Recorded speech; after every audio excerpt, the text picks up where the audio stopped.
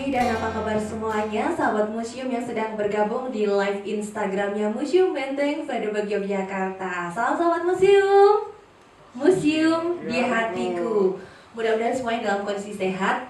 Lama tidak bertatap muka secara langsung, tapi alhamdulillah hari ini kita berkesempatan untuk ngobrol jarak jauh telewicara dengan sahabat museum dimanapun semuanya berada.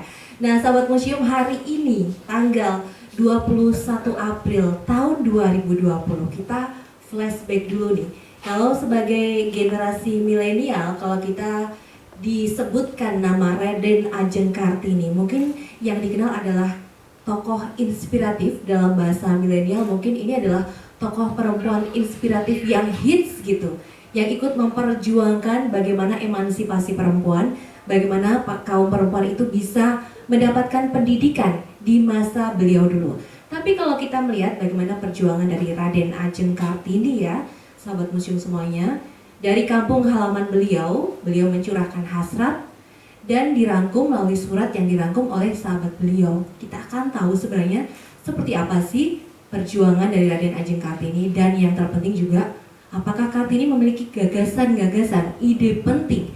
Dan saya sudah bersama dengan tamu kita untuk hari ini, ada Ibu Ana. Selamat pagi Bu Ana. Selamat pagi Mbak.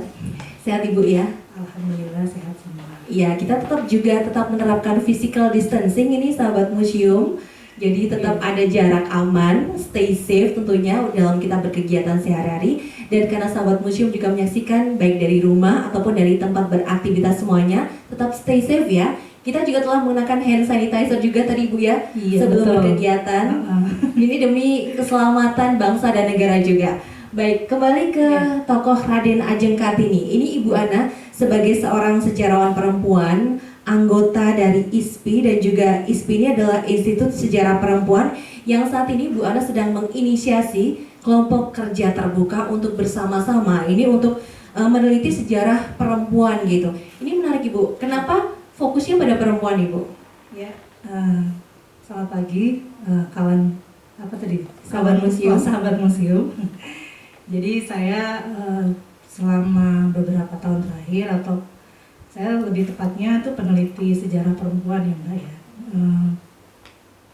Peneliti sejarah perempuan yang konsentrasinya terhadap gerakan sosial perempuan, terus juga tentang politik tubuh perempuan, serta sejarah bagaimana wacana perempuan itu juga harusnya mendominasi dalam historiografi Indonesia begitu ya. Nah, kerja-kerja saya ini bersama beberapa kawan yang di luar sejarawan formal dalam kalau di sejarah gitu ya, ininya istilahnya gitu. Jadi intinya ingin mengumpulkan siapa saja yang tertarik untuk menuliskan sejarah perempuan, itu kita bergabung gitu ya. Kebetulan dalam waktu berapa kita udah bikin acara namanya workshop penulisan sejarah perempuan bersama Profesor Kate McGregor tahun lalu. Nah itu kemarin sempat ngumpulin beberapa sejarawan muda perempuan juga gitu. Nah kenapa tertarik gitu ya untuk menuliskan sejarah perempuan? Karena sebetulnya penulisan mengenai sejarah dengan perspektif perempuan itu masih sangat kurang untuk sebuah bangsa besar yang bernama Indonesia gitu. Lebih sederhananya mungkin saya akan kasih gambaran seperti ini. Seberapa banyak orang tahu misalnya bahwa kebangkitan gerakan perempuan itu berawal dari inisiatif perempuan misalnya gitu ya. Nah ini kan hal-hal yang sebetulnya kalau kita mau mendudukkan secara setara, itu awal mula kita mendeklarasikan diri sebagai bangsa itu juga kita sama-sama sejajar dan bahu-membahu ya. Melakukan Laki-laki itu bersama-sama, dan perempuan semuanya ikut, ada perannya gitu, ada andilnya ya. Ada semacam usaha bersama untuk kesadaran berbangsa. Nah ini kan relevansinya sekarang kan kita seolah-olah terputus dengan ingatan itu gitu, bahwa yang namanya emansipasi itu kemudian bertentangan dengan laki-laki dan perempuan, bahwa ketika perempuan menuntut hak-hak politiknya misalnya itu menjadi sesuatu yang aduh ngapain sih kamu itu harusnya nggak banyak tingkah deh, misalnya kan kalimatnya Iya. seperti itu. Dan yang paling saya sangat miris misalnya adalah bagaimana para perempuan sekarang itu tidak memiliki ingatan bahwa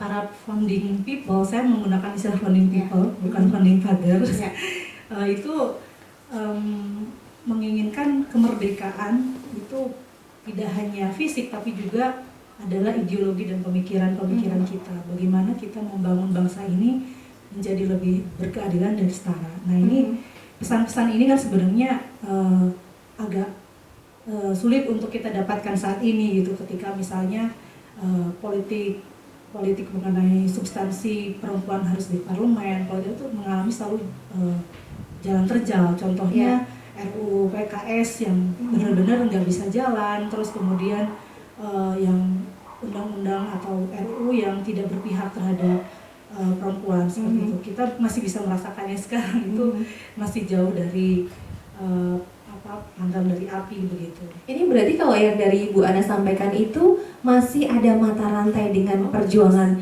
tokoh-tokoh perempuan, termasuk juga R.A. Kartini dulu ini, Bu? Iya, tentu saja gitu, karena memang pada dasarnya para founding people ini, itu para perempuan maupun laki-laki pada masa pergerakan itu tidak bisa dilepaskan mata rantainya dengan para pemikir sebelumnya gitu ya, termasuk misalnya ide-ide nasionalisme yang kita bisa lihat dari tulisan-tulisan Kartini misalnya, itu sangat menginspirasi bagi Kardinah misalnya, yang kemudian dia mendirikan rumah sakit gitu, itu jelas gitu pendidikan yang mereka dapatkan berdasarkan politik etis misalnya ya, mereka mendapatkan pendidikan di sekolah-sekolah yang memang diajarkan di sekolah-sekolah barat gitu kan, ada HBS, terus kemudian apalagi yang lain-lain begitu. Nah ini tidak bisa kita lihat sepotong-sepotong Mbak gitu ya, karena memang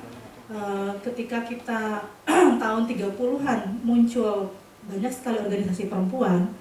Nah awal abad 20 itu 1901 misalnya, atau 1900-an itu para perempuan-perempuan sudah mulai banyak muncul juga untuk sebagai perjuangan ini gitu ya, dengan ide-ide termasuk Kartini itu tadi, termasuk yang paling baru paling awal gitu, untuk kita lihat bagaimana dia menyadari posisi dia sebagai seorang anak bangsa begitu. Iya, baik. Kalau kembali dengan sejarah Raden Ajeng Kartini sendiri, bagaimana kemudian posisi dia sebagai seorang yang bukan dari kalangan menengah ke bawah gitu, kemudian berpikir bahwa kalau anak-anak zaman sekarang itu ya sudah dengan kegiatannya sudah mager gitu, udah nyaman gitu, sudah PW istilahnya ya, oh ini udah nih, mungkin ada yang jadi gamers, penghasilannya sudah rutin gitu ya, masuk gitu, berpikir kemudian oh iya ya ada orang lain yang pengen juga menjadi gamers gitu, itu kalau dengan bahasa anak milenial sekarang. Nah kalau di eranya Kartini ada yang lain, perempuan lain yang juga ingin bisa membaca dan menulis seperti dengan aku gitu. Kondisi lingkungan Kartini sendiri seperti apa sampai dia memiliki panggilan jiwa untuk melakukan hal itu, Ibu? Jadi kalau kita melihat biografi Kartini, sebetulnya beliau ini menurut saya orang yang memiliki jiwa seni yang tinggi gitu ya, maksudnya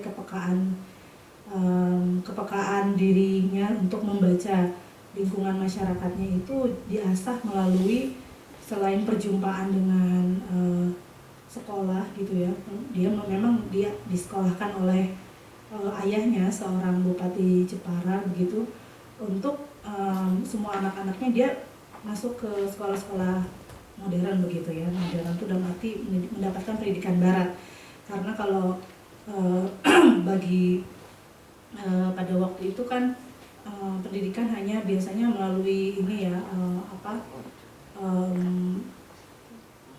tradisi begitu dan lain-lain. Nah ini kenapa dia memiliki akses terhadap pendidikan barat itu dikarenakan orang tuanya merupakan bupati begitu ya. Sedangkan bagi masyarakat jelata itu tidak ada gitu, tidak ada. Tapi kita tahu bahwa sebetulnya bukan masyarakat yang illiterate, jadi bukan masyarakat yang tidak memiliki pengetahuan lain gitu. Kita tahu bahwa masyarakat lain, maksudnya masyarakat di luar yang tadi itu, yang apa, lingkungan aristokrat itu, masyarakat itu memiliki apa, pesantren misalnya ya. Jadi orang yang bisa belajar di pondok-pondok begitu juga mereka mempelajari itu. Nah ini bisa kita telusuri juga bagaimana Sekartini sempat sering mengikuti pengajian dengan siapa, Kiai Soleh Darat, yang beliau itu terinspirasi juga oleh Kartini ketika Kartini menanyakan kenapa tidak memakai bahasa Jawa untuk menjelaskan mengenai surat Al-Fatihah ini, dia bilang begitu. Akhirnya di situ muncul setelah itu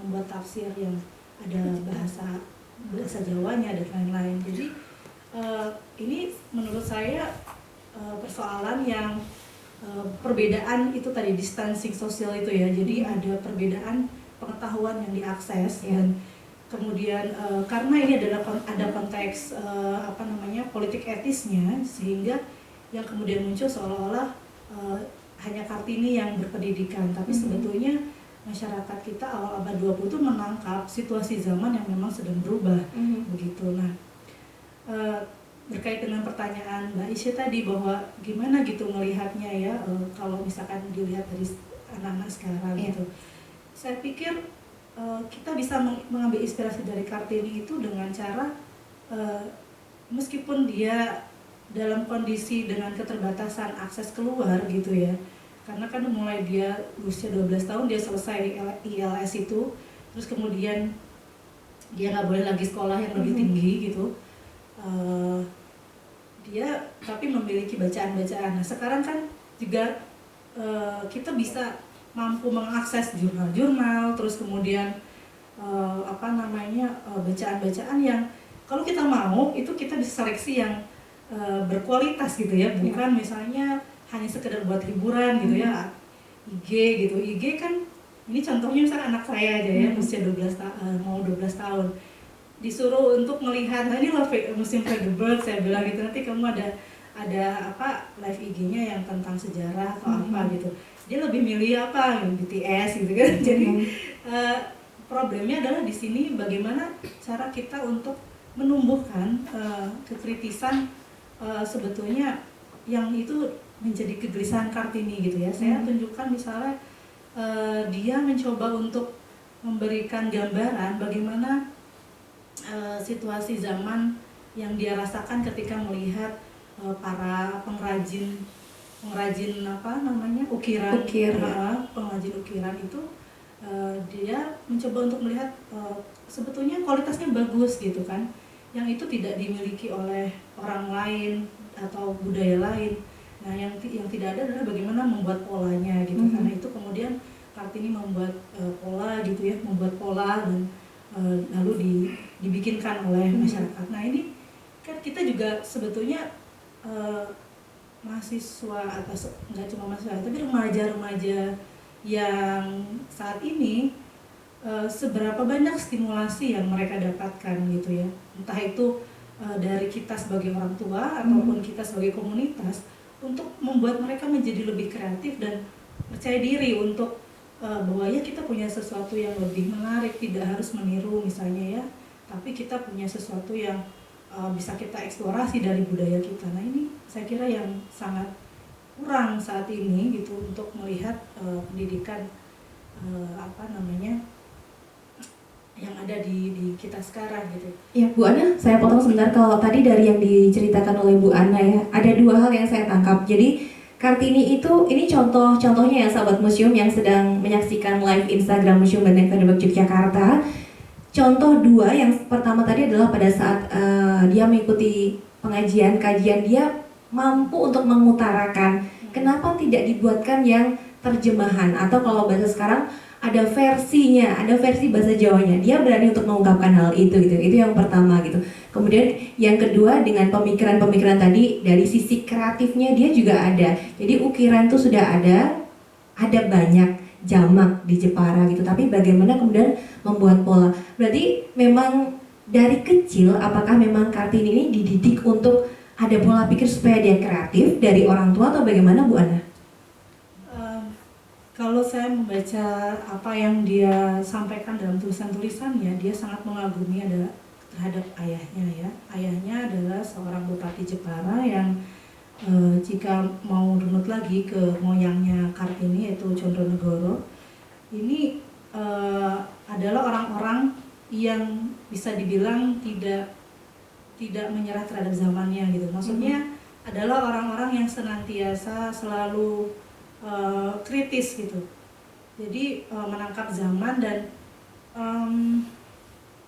peran orang tua Kartini inilah yang saya pikir membentuk awal bagaimana Kartini itu sendiri mencoba untuk menjadi berbeda gitu ya, berbeda. Misalnya ayahnya Kartini itu kan istilahnya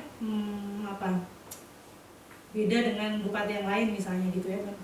Bedanya misalkan dalam mendidik anaknya, dia tidak mau kalau anaknya tidak berpendidikan misalkan, termasuk untuk ukuran pada waktu itu perempuan-perempuan yang itu adalah ya disiapkan menjadi Raden Ayu. Jadi makanya dia tidak mau disebut RA Kartini itu ya. Kan pertamanya Raden Ajeng, nanti kalau udah menikah di Raden Ayu. Makanya dalam suratnya dia bilang panggil saya Kartini saja. Itu bukan hanya sekedar tapi itu merupakan suatu pernyataan identitas bahwa bagi seorang Kartini yang memiliki pemikiran-pemikiran terbuka, terus kemudian universalisme yang dia gaungkan itu, dia tidak ingin bahwa apa yang menjadi posisi Raden Ayu itu justru mengkotak-kotakan dia gitu ya. Nah ini kan proses yang panjang menurut saya untuk kemudian dia mengatakan itu gitu. Nah bahkan ketika biasanya para perempuan yang sudah dipingit usia 12 tahun hingga 4 sampai 4 tahun biasanya rata-rata dipingit itu kan langsung dinikahkan atau dicarikan. Nah ayahnya ini kan bernegosiasi. Jadi Kartini itu anak pertama dan dia punya adik dua dengan ibu yang berbeda ya. Ibunya kan ada berapa, istrinya ada 2 kalau tidak salah. Saya agak harus lupa lagi. Nah itu beda, dinikahkan dahulu gitu kan, karena saking Kartini yang berontak itu ya sama ayahnya diberi ruang gitu loh untuk. Tapi yang disayangkan lagi kemudian kan ini menurut saya juga karena ada politik kolonial pada saat itu. Kartini yang menginginkan pendidikan lebih jauh lagi dan dia ingin sekolah ke Belanda misalnya, dia tidak bisa lagi berdaya ketika ya sudah orang yang dia anggap kepercayaan dia untuk ya udah kamu nggak usah ke sana, kamu akan jauh dari masyarakatmu gitu kan. Itu kan sebenarnya pukulan yang sangat berat buat dia untuk tidak sekolah ke Belanda itu gitu ya. Nah, terus kemudian dia malah dinikahkan. Ini yang masih agak banyak, beberapa tulisan yang saya baca belum memuaskan untuk kenapa tiba-tiba dia mau menerima untuk dinikahkan untuk menjadi posisi itu, dan padahal ya itu tadi dia sudah berupaya untuk memperjuangkan untuk sekolah itu. Tapi atau mungkin Bu Ana ada potongan penggalan cerita yang memang sengaja dihilangkan atau belum ditemukan itu. Jadi ada satu yang missing, kemudian tahu-tahu dia mau untuk segera dinikahkan. Tapi nih kita juga akan mengundang sahabat museum yang bergabung di Instagram Museum Benteng Fredebuk Yogyakarta. Silahkan kalau mau ikut bertanya bisa langsung komentar ya, tanyakan aja, atau mau berbagi pendapat juga. Ada yang sudah pernah membaca literasi tertentu akan disampaikan, silahkan bisa disampaikan melalui komen. Dan ini juga beberapa sudah join ya. Ini saya bacakan, ada Ferry Wahyudi. Menurut Ibu ada yang bertanya, seperti apa seharusnya Kartini masa kini kaitannya dengan peran ganda sebagai seorang perempuan yang bekerja di luar rumah dan juga sebagai seorang ibu pendidik. Perjuangan yang diupayakan Kartini dulu dengan kondisi sekarang, apakah sudah ada garis lurusnya Ibu? Kemudian terkait dengan peran dari perempuan tadi sebagai seorang ibu dan juga pekerja di luar rumah bagaimana? Ya, apa yang jadi inti dari yang diperjuangkan Kartini itu kan sebenarnya satu ya menurut saya nih. Jadi adalah kemerdekaan gitu ya, kemerdekaan dalam secara fisik terbebas dari penjajahan Belanda gitu kan. Dan yang kedua adalah hilangnya feodalisme itu Mbak. Jadi lebih mungkin bisa ditambah juga dengan menghilangkan patriarki kalau kita pakai kacamata feminisme gitu. Baik, saya mungkin akan mencoba melihatnya ke pertanyaan yang tadi ya, pembacaan yang tadi bahwa ketika Kartini menginginkan adanya hilangnya feodalisme dan juga hilangin kolonialisme gitu ya, kita bisa ngecek satu-satu aja sekarang gitu, dalam arti apa sih sebenarnya yang sudah kita rasakan dari kemerdekaan itu. Apakah kita sudah berdaulat secara ekonomi? Apakah kita sudah berdaulat secara kemerdekaan, kesetaraan perempuan dan laki-laki gitu ya? Itu bisa panjang gitu ya untuk mendiskusikannya. Tapi jika optimisme itu ada, saya percaya kita masih bisa tetap memperjuangkan apa yang digagas Kartini itu gitu. Kenapa? Karena kualitas, mungkin kita tidak akan berbicara kualitas dulu ya, tapi kuantitas. Misalnya perempuan yang sudah banyak di ranah publik itu sudah semakin banyak. Ini menimbulkan bagi saya ini optimisme yang luar biasa gitu ya. Tetapi rasa untuk bahwa para perempuan ini memiliki kesadaran seperti yang kemerdekaan berpikir itu saya kira masih kurang gitu. Karena banyak sekali para perempuan yang misalkan berada di ruang domestik ataupun di ruang pabrik itu juga masih belum memiliki satu pengetahuan yang cukup untuk mengatakan bahwa saya berada di publik karena misalnya saya diperlukan misalnya. Jadi kepedean itu kan untuk berargumentasi di dalam sebuah kantor misalnya, kita bisa bilang bahwa saya tidak bisa melakukan ini misalkan. Karena peran-peran yang biasanya harusnya dilakukan oleh perempuan otomatis itu harus bagian perempuan gitu ya. Nah disayangkan kan, jadi keputusan-keputusan yang diambil biasanya lebih didengarkan kalau itu berasal dari laki-laki misalnya, bukan dari perempuan. Nah ini saya kira yang masih belum bisa kita dapatkan gitu, jadi kritisannya. Kayak misalkan kita bisa ngecek juga di lingkup yang paling kecil, anak-anak perempuan kita apakah sudah kita ajarkan untuk merasa bahwa saya kalau saya ingin saya ingin melakukan sesuatu ya saya berani untuk mengungkapkannya. Nah ini kan kadang-kadang kalau anak perempuan suka kamu jangan terlalu banyak ini loh, nanti kamu gak ada temennya atau apa gitu ya, kamu jangan banyak. Nah ini kan sebetulnya itu masih ya Ibu ya sampai dengan sekarang ya? Masih. Jadi kalau hal-hal kecil misalkan yang kamu masa perempuan kayak gitu sih, jangan dong gitu kan. Nggak ada batasan kan, misalnya dia lebih suka bermain bola misalkan, atau enggak dia lebih suka bermain di musik atau apa gitu ya. Nah itu jadi yang kedua, bagaimana sih sebenarnya peran perempuan.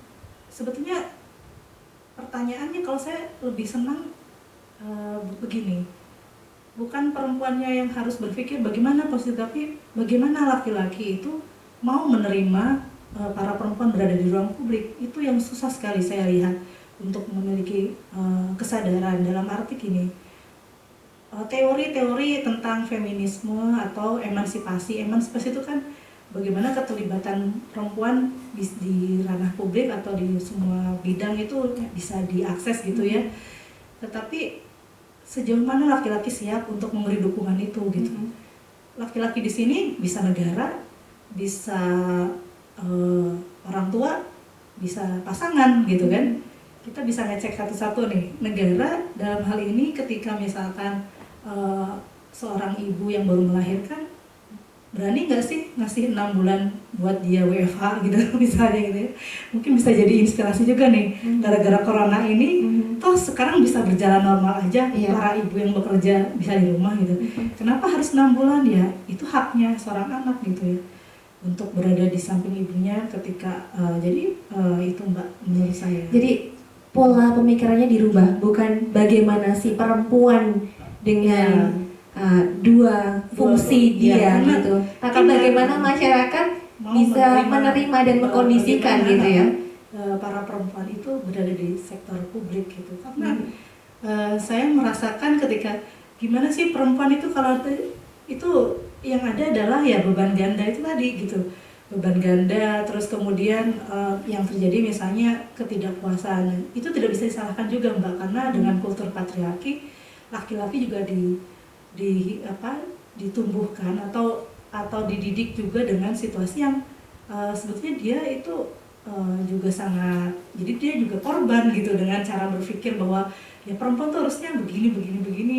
Kalau kamu melebihi itu, melebihi kuadrat kayak gitu kan, kayak ya kamu kan juga kerja tapi mbok ya kamu misalnya nggak boleh melebihi apa ya, karirnya tetap gitu-gitu aja dan lain-lain. Jadi terus atau enggak dia mengalami bullying di tempat kerja gitu kan, belum ada diskriminasi gender gitu ya, ketika dia kamu jadi MC aja deh, gak usah jadi pembicaranya misalnya, kayak gitu kan. Itu bias gender yang menurut saya belum begitu belum begitu hilang gitu di kebiasaan kultur kita, dan itu yang kalau Kartini melihat sisi itu dia mungkin agak sedih gitu menurut saya sih. Iya, tapi kalau kita melihat di Museum Benteng Frederick Yogyakarta sendiri, dari Museum Benteng beberapa kali memiliki kepala seorang perempuan. Kita boleh tepuk tangan dulu berdua ya Bu ya. Iya, jadi dari Museum Benteng Frederick terbukti juga mendukung juga peran kaum perempuan itu bisa multifungsi, bisa sebagai leader juga. Saya bacakan lagi, ada yang sudah bertanya, ada Mei Dinar Sagita, bagaimana kontribusi yang dapat diberikan oleh Kartini masa kini, khususnya bagi remaja putri. Ini mungkin Mei Dinar, mungkin pola pemikirannya bisa dibalik juga. Jadi bagaimana masyarakat bisa memberikan ruang bagi remaja putri agar bisa berkontribusi. Polanya boleh begitu juga ya Bu ya. Jadi kalau Bu Ana melihat masyarakat itu harus bagaimana sih supaya akses dari milenial perempuan ini bisa lebih banyak? Ya, agak berat menurut saya ya, karena begini, kita harus melihat lapis-lapis stratifikasi sosial masyarakat kita. Seberapa besar sebetulnya para perempuan milenial ini berdampak terhadap perempuan Indonesia. Nah, ini kan kita belum punya data, karena kalau di akar rumput misalnya ya, akar rumput dalam arti ibu-ibu di desa, terus kemudian para buruh perempuan. Nah ini siapa gitu? Siapa yang bersuara dengan kelompok perempuan mereka gitu ya? Siapa yang bersuara untuk siapa yang menyuarakan kegelisahan para kelompok perempuan yang ada di sana gitu. Jadi kita kan memiliki beberapa kelompok masyarakat perempuan ini yang tidak bisa semuanya hanya diakses melalui internet gitu ya. Misalnya kalau Mbak Isya melihat misalnya dari dampak COVID ini aja ya, itu kemarin saya memang tidak langsung ke lapangan, tapi saya membantu beberapa penggalangan dana sedikit dengan suami saya. Itu para perempuan yang terkena COVID itu justru adalah masyarakat perempuan bawah, perempuan yang tidak memiliki akses terhadap internet, terus kemudian juga para perempuan yang bukan WFH, jadi sehari-hari mereka adalah buruh gendong, terus kemudian yang ada di sektor-sektor informal dan lain-lain. Nah, bagaimana kita akan mengaitkan antara kekuatan yang ini dengan itu? Karena itu menurut saya sendiri tidak begitu yakin bahwa dunia yang agak sedikit berjauhan itu bisa didekatkan gitu, karena mungkin isu yang berbeda dan juga kepekaan yang satu sama lain itu sebetulnya sama, tetapi mereka dalam frekuensi yang agak berbeda. Kenapa saya bilang berbeda? Karena itu tadi, kalau saya melihat akses yang diakses oleh generasi milenial itu kan sesuatu yang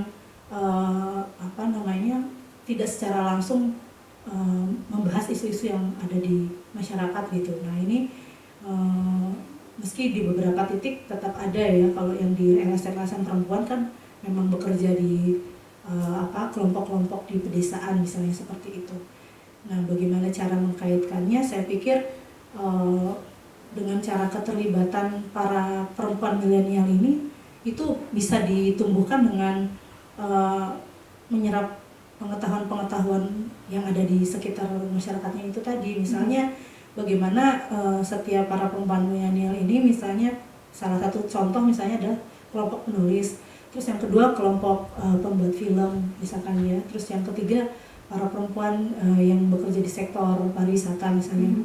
Nah ini link and match-nya kan bisa dilihat dari hulu ke hilir, bagaimana dia lebih memilih menulis para perempuan sektor informal misalnya, tidak hanya sekedar menulis tentang kaum berbahan misalnya ya, kayak gitu. Jadi pengetahuan itu kan bisa kita dapat kalau kita mau untuk membuka link-link itu gitu loh. Nah jadi itu soal perspektif menurut saya, dan kita harus mau turun ke bawah. Itu yang harus dilakukan oleh para perempuan milenial itu aja sih. Baik, kita sapa lagi teman-teman yang sudah bergabung di live Instagramnya Museum Benteng Fredebag Yogyakarta. Ada Novtaviani, kemudian ada ini ada pertanyaan dari Conde Onde. Bu Ana, bagaimana menurut Ibu sistem pendidikan secara online? Apakah ini bisa terus diterapkan untuk masa-masa ke depan, terutama bukan sekedar karena dampak corona? Sekaligus saya tambahkan Bu Ana, kalau ini kan dengan posisi kondisi kita memang harus physical distancing ya, karena ada COVID-19 itu sendiri. Kalau pada masanya Kartini dulu, itu apa sih pressure dari pendidikan yang utama yang ada di kalangan menengah ke bawah, yang kemudian kondisinya seperti apa? Kalau sekarang kan distance learning ya, online. Kalau dulu seperti apa jadinya Bu? Kalau dulu ya karena tidak diberi akses gitu, tidak diberi akses dalam arti masyarakat tidak belajar huruf gitu ya. Meski saya tadi menyinggung bahwa kelompok mana dulu ya, karena ada kelompok yang mendapatkan akses pendidikan di kalangan pesantren, itu perempuannya juga luar biasa gitu ya. Mereka sudah menulis dengan bahasa Melayu atau bahasa daerah masing-masing, ada Jawa, ada Sunda gitu ya, tapi menggunakan huruf yang bukan Latin. Jadi ada huruf Arab, namanya kita sebut biasanya dulu pegon, atau misalkan di Makassar ada huruf-huruf Palawa dan lain-lain gitu ya, huruf yang lain. Nah kalau di masyarakat waktu Kartini tinggal itu, yang masyarakat bawah yang tidak di lingkungan itu tadi, ya memang tidak memiliki akses terhadap pendidikan, tidak memiliki akses, jadi tidak sekolah.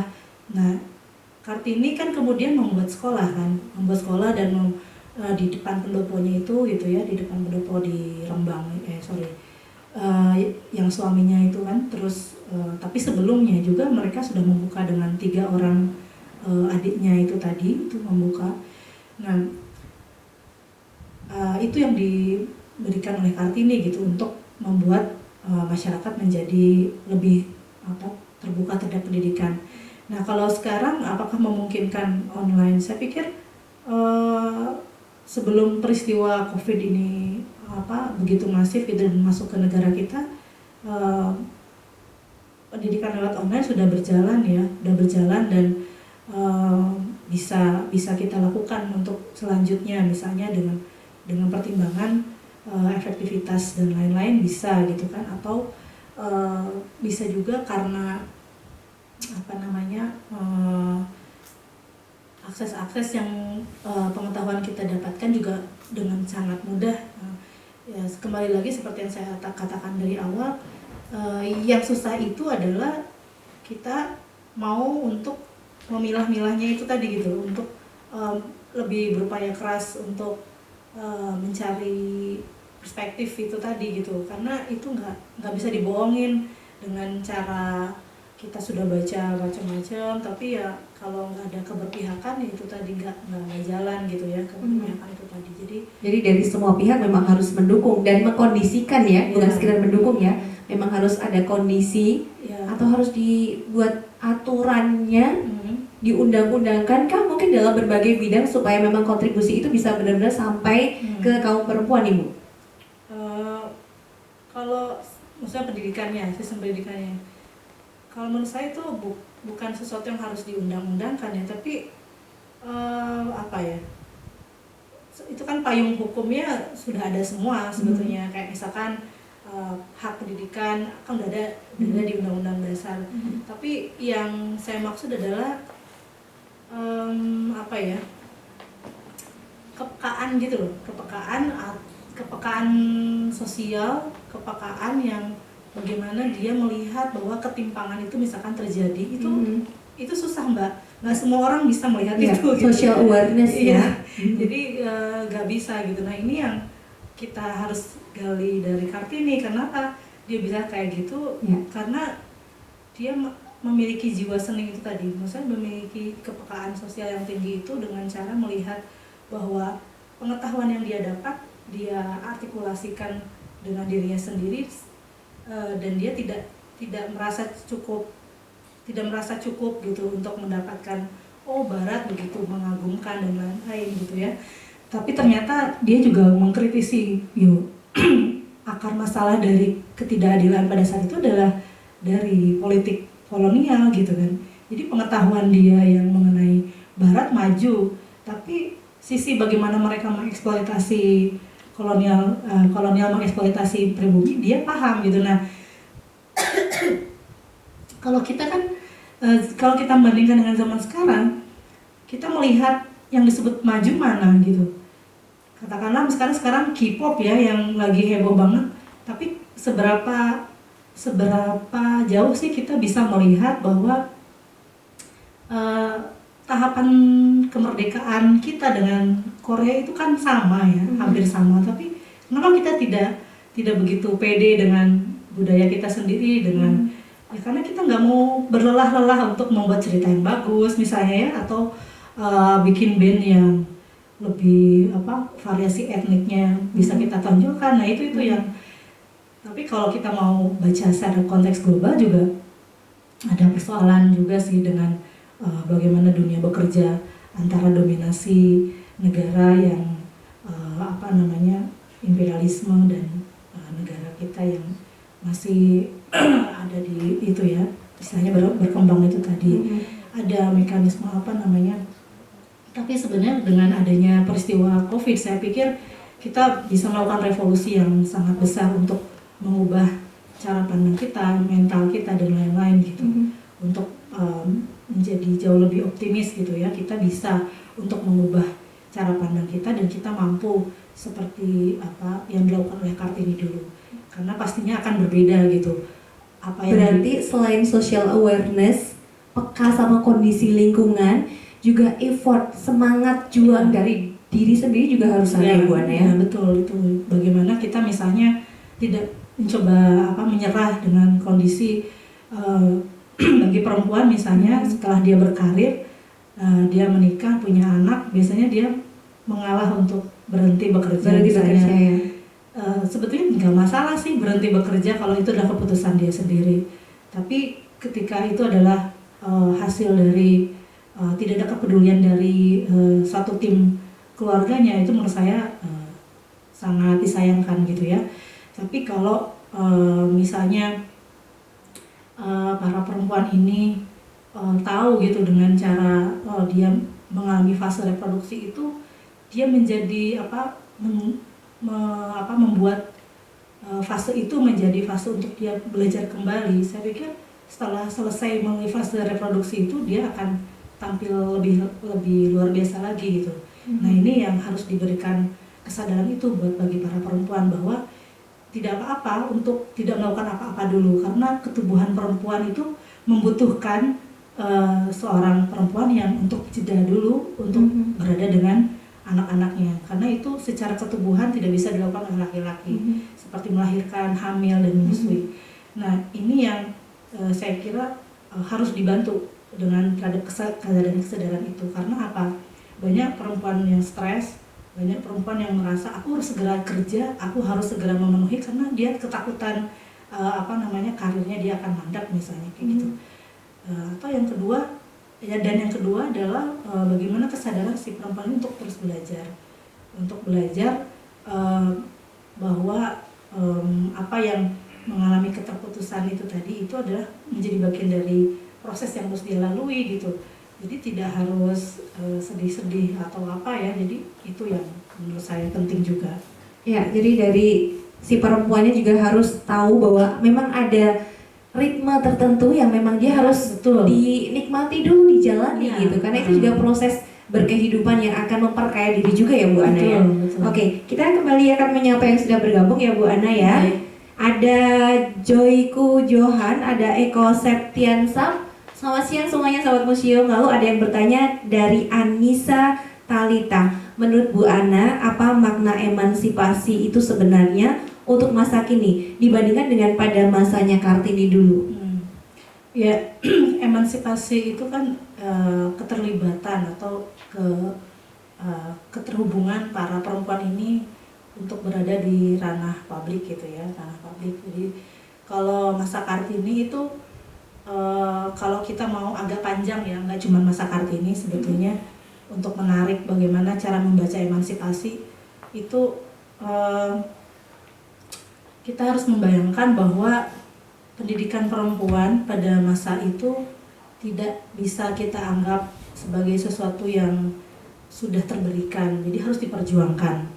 Nah, untuk belajar itu para perempuan aja nggak bisa dia dapat belajar gitu. Jadi untuk mendapatkan pendidikan baik melalui akses gitu ya, akses sekolah atau dia memiliki pengetahuan yang lain pada masa itu nggak bisa gitu, karena situasinya nggak cuma perempuan, laki-laki juga susah gitu, jadi begitu. Nah ini diperjuangkan oleh pemikiran Kartini adalah para perempuan ini harus diberikan pendidikan, makanya solusinya adalah sekolah gitu ya. Nah setelah era Kartini itu kan kemudian masuk periode tahun 20-an 30-an itu adalah pergerakan perempuan. Jadi kalau Mbak Ise sempat baca bukunya Coral Verdester, Sejarah Perempuan Indonesia, itu kan disebutkan bagaimana para perempuan kita itu sudah sadar bahwa pendidikan itu bisa membuat kita berorganisasi. Jadi setelah tahapnya kita sadar, kita tahapnya mengetahui bahwa kita tuh berhak untuk pintar, berhak untuk mengetahui, kita harus berkumpul nih gitu, berkumpul melakukan sesuatu untuk melakukan aksi nyata atau membantu apa yang menjadi. Jadi pada tahun-tahun itu banyak sekali media-media perempuan, dan itu isinya udah macam-macam. Ada soal ada soal curhat problem rumah tangga gitu ya. Di Sunting Melayu itu ada rubrik bagaimana para perempuan yang mengalami KDRT, kalau istilah zaman sekarang itu sudah diterima oleh redaksi gitu ya. Terus juga ada Putri Hindia, terus kemudian ada juga Selompet Melayu dan lain-lain yang isinya bagaimana para perempuan itu bisa mendapatkan pengetahuan dengan didapatkan dari organisasi-organisasi itu. Nah, bagaimana dengan sekarang? Nah, kalau yang sekarang itu kan sudah ada, tapi substansinya yang agak hilang gitu. Substansinya agak hilang tuh karena apa? Kita tahu bahwa pergerakan perempuan yang progresif itu kan dimatikan pada masa Orde Lama gitu, pada Orde Baru setelah peristiwa 65, bahwa perempuan yang dianggap melawan kekuasaan itu adalah pemberontak gitu. Nah ini yang dalam benak kita kemudian akan agak sulit melangkah untuk bagaimana emansipasi itu bisa kita lakukan seperti yang dulu pada masa awal abad 20 itu gitu ya. Itu istilahnya semangatnya agak lain. Tapi sekarang kan sudah masa reformasi. Nah ini pengetahuan ini juga harusnya diakses oleh para perempuan milenial sekarang ya, generasi Z ini gitu. Cuman setelah saya cek beberapa kali saya juga ngajar ya di kampus gitu, itu mereka ternyata tidak memiliki pengetahuan sejarah mengenai keterputusan gerakan perempuan ini gitu ya, sehingga yang namanya perempuan kritis itu atau perempuan yang tidak bisa atau perempuan yang memiliki banyak cita-cita itu ya dianggapnya perempuan yang kebanyakan gaya gitu, atau perempuan yang harusnya dibungkam. Nah ini yang saya pikir emansipasinya adalah kita harus memperjuangkan bahwa stigmatisasi perempuan yang kritis itu adalah sesuatu yang berbahaya. Jadi apalagi ada konservatisme di agama bahwa perempuan yang harus ada di rumah dan lain-lain itu tadi adalah yang sebenarnya wanita sejati gitu. Ya itu memang iya gitu, maksud saya ajaran agama itu sebenarnya kan tidak bertentangan dengan apa yang kemudian dicita-citakan oleh Kartini ataupun para perjuang perempuan lainnya. Karena apa? Karena sebetulnya tafsir-tafsir agama juga ada banyak sekali bisa kita pakai untuk melihat bahwa dalam sirah, misalnya dalam kalau Islam kan sejarah perempuan, sejarah Islam itu juga sangat bernuansa perempuannya. Sebenarnya kalau kita mau baca ulang itu banyak sekali gitu ya, para perawi perempuan itu kan intelektual semua gitu. Nah ini kan jarang dibaca bagaimana sebetulnya Aisyah itu adalah perawi yang paling banyak gitu ya untuk ukuran itu gitu. Jadi itu yang sebetulnya harus ada dikonstruksi tafsir agama juga gitu untuk melihat munculnya konservatisme agama dalam melihat perjuangan perempuan ini gitu kan. Itu saja sih untuk saya. Baik, kita lanjut lagi ya Bu ya, karena memang konteksnya masih tentang bagaimana pola pikir dari masyarakat secara umum gitu ya. Bahkan dari berbagai kondisi, dari berbagai sudut pandang, termasuk yang baru saja Bu Ana sampaikan dari sisi agama gitu, agama Islam. Secara langsung tadi yang dibahas juga bahwa perawi Aisyah jelas yang sehari-hari mendampingi langsung Rasulullah, jadi melihat langsung. Jadi jelas yang akan disampaikan lebih nyata gitu ya, dibandingkan yang perawi yang berikutnya. Saya lanjut lagi ke pertanyaan berikutnya, dan untuk yang baru saja bergabung, saya ucapkan selamat bergabung. Untuk Fahmi Wulandari, Cecilia Mediana, ada Mas Erwin Malam Museum, ada Wahyu Duta Museumnya Benteng Frederick juga, dari Roni Sulfa. Tadi sempat disinggung mengenai hubungan Kartini dengan Kiai Soleh Darat. Bu Ana, apakah Kartini juga mendapat pendidikan agama dari Kiai Soleh Darat, Ibu? Ya, dalam beberapa yang saya temui ya, terutama ya mungkin keterbatasan referensi juga, tapi yang saya tahu bahwa Kartini sempat mengikuti pengajian. Jadi si Soleh Darat ini selalu mengisi pengajian di situ, di Bupati itu ya. Terus beliau mendengarkan penjelasan gitu kan dan lain-lain, yang dia sendiri merasa kenapa tidak pakai bahasa Jawa, karena pakai bahasa Arab kan gitu kan, atau yang lainnya. Jadi untuk beberapa kalinya ritme langsung dan lain-lain, saya pikir saya tidak, karena saya kan selalu berdasarkan apa yang saya paham juga ya, tapi saya sempat beberapa baca yang lain itu memang ada beliau belajar dalam pengertian pengajian itu tadi, dan lalu beliau ngobrol gitu dan lain-lain untuk meminta lebih dalam lagi dengan cara kenapa tidak pakai bahasa Jawa itu tadi gitu. Lalu setelah itu memang ada satu karya yang kemudian tafsir dari Kiai Soleh Darat itu untuk menggunakan tafsir bahasa Jawa itu tadi. Jadi sejauh mana intensitasnya saya kurang tahu juga gitu, apakah memang Kartini pada periode apa dia kemudian belajar dan lain-lain gitu. Oke. Demikian untuk pertanyaan yang tadi disampaikan. Ini dari Mas Erwin, panjang sekali ya Mas Erwin ya. Isu perempuan tidak bisa dipisahkan dari rural dan juga urban. Tentu tantangannya yang di pedesaan dan di perkotaan berbeda. Sebentar saya scroll lagi, Mas Erwin, sabar Mas. Mas Erwin hendak menyoroti Kartini perkotaan.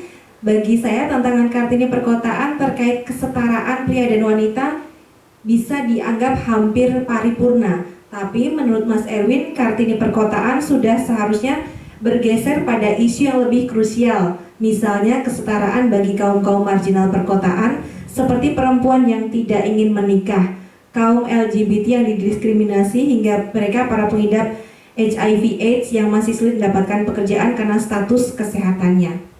Bagaimana pendapat dari Bu Ana? Nah ini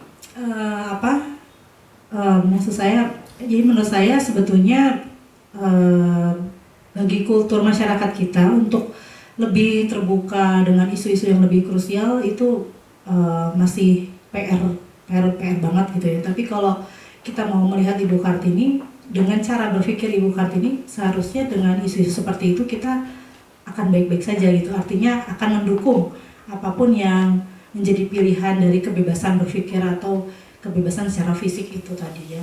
Jadi memang betul seharusnya kita mulai lebih memperhatikan lagi dengan isu-isu yang itu. Tapi saya juga ingin menekankan bahwa tidak sedikit kasus-kasus yang dialami oleh kelompok rentan para perempuan di pedesaan, terutama yang diakibatkan oleh kapitalisme. Nah ini juga tidak pernah dilihat gitu ya.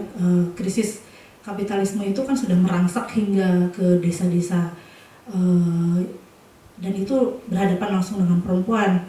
Jika kita tahu isu ekstraktif misalkan beberapa waktu lalu sempat mencuat, atau mungkin sekarang masih, karena beberapa kali saya juga terlibat dengan tim para penelitian di soal agraria gitu. Ini kan persoalan yang tidak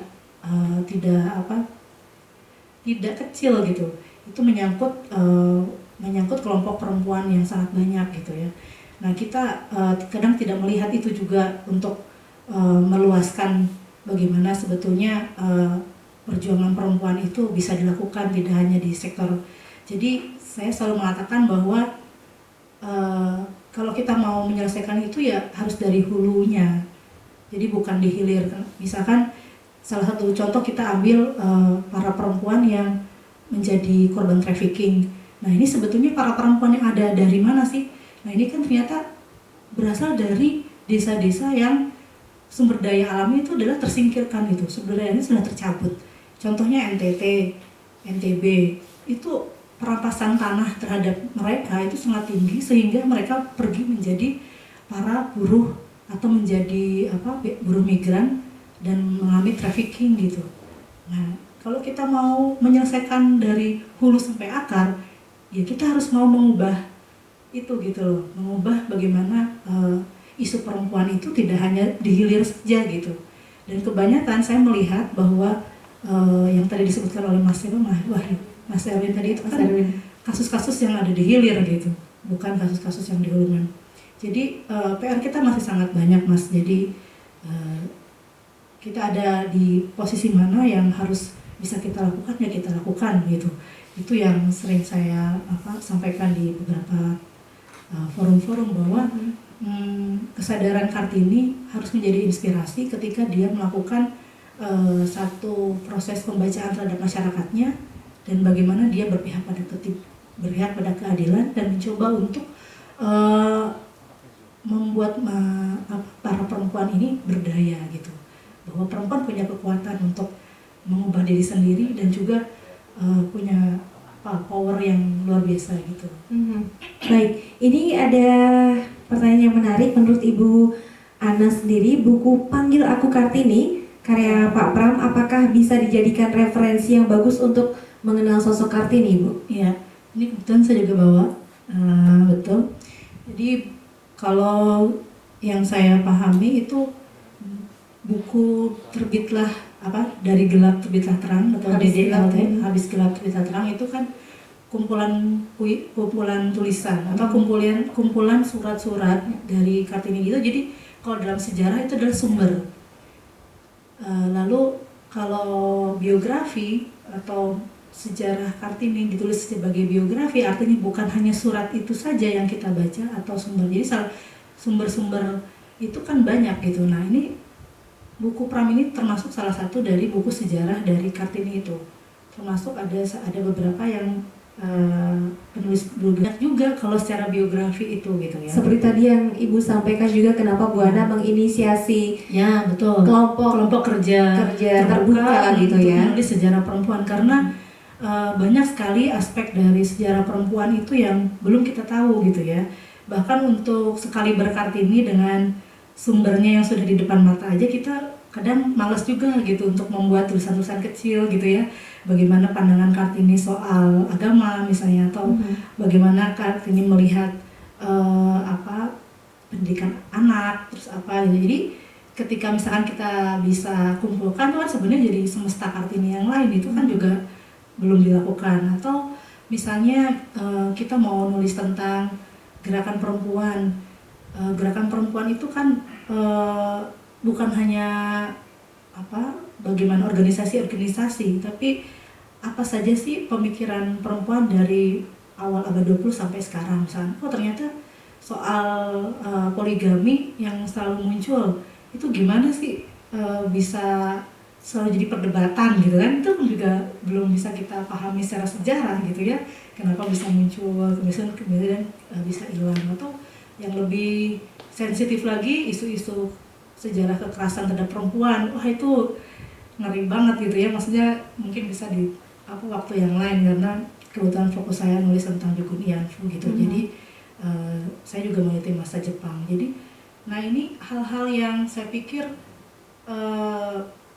bisa kita gali dengan melalui bagaimana cara kita berjejaring untuk saling share pengetahuan ataupun share apa yang sudah kita hasilkan gitu dalam penulisan sejarah perempuan itu gitu. Iya, ini masih banyak sekali pertanyaan yang lain. Iya, banyak banget. Tapi waktunya. Mungkin gini, jadi kita bisa simpulkan secara umum ya Bu ya, karena memang pembicaraan ini kan sebenarnya belum bisa kita buat kesimpulan karena banyak sekali aspek yang akan muncul nanti poin-poinnya dari segala sisi. Bagaimana masyarakat juga harus mendukung kondisi supaya perempuan kontribusinya memang mendapatkan tempat, bagaimana masyarakat bisa menerima, dan bagaimana si perempuan itu sendiri juga mau ada effort gitu, ada usaha, ada social awareness dan sebagainya. Kalau dari Ibu silakan Ibu kita simpulkan singkat, sekaligus mungkin bisa menjawab pertanyaan-pertanyaan yang lain, nanti bisa langsung japri ke Ibu Ana, nanti saya share kontak person beliau juga, silakan Ibu Ana. Iya, yang paling sering saya jadi renungkan gitu ya, bahan saya renungkan setelah sering saya diminta buat ngisi soal Kartini, terus kemudian misalkan pas Desember Hari Ibu, terus kemudian juga hari Maret itu Hari Perempuan, itu yang selalu jadi kegelisahan saya adalah bahwa kadang-kadang kita itu tidak tidak mencoba untuk mengakumulasi pengetahuan kita. Nah ini saya pikir yang kita dapat gali inspirasinya dari Kartini. Mengakumulasi itu apa? Jadi mengumpulkan apa yang sudah kita tahu, tapi sekaligus juga ada aksi di situ gitu. Ada aksi. Jadi kita tidak hanya memaknainya dengan seremonial. Itu aja pesan saya. Karena yang kita tangkap bahwa sekarang udah Maret, udah April nih, Kartini ngapain ya gitu. Ingatan kita keputus lagi gitu loh. Yang kita udah omongin tahun lalu itu apa ya gitu. Jadi nah ini yang kadang, jadi itu juga jadi problem bangsa kita, bahwa bangsa kita kadang selalu lupa gitu dengan sejarah bangsanya sendiri. Jadi saya pikir saya akan menutupnya dengan bagaimana caranya kita mengambil inspirasi dari Kartini, bahwa beliau selalu mencoba untuk mengakumulasi pengetahuannya melalui tulisan-tulisan yang dia tuliskan gitu ya, sehingga bisa kita pelajari dan kita baca saat ini gitu. Coba bayangkan kalau dia tidak nulis, ya udah pengetahuan itu hilang aja gitu. Jadi sangat penting buat apalagi kita gitu ya, para perempuan zaman milenial ini, itu bagian dari upaya yang harus kita lakukan adalah dengan mengakumulasi pengetahuan itu dengan cara ya apapun ya, nggak cuma tulisan ya. Kalau zaman sekarang bisa podcast, bisa lewat lagu, bisa lewat macam-macam. Dan itu menurut saya sangat optimis kalau soal itu gitu.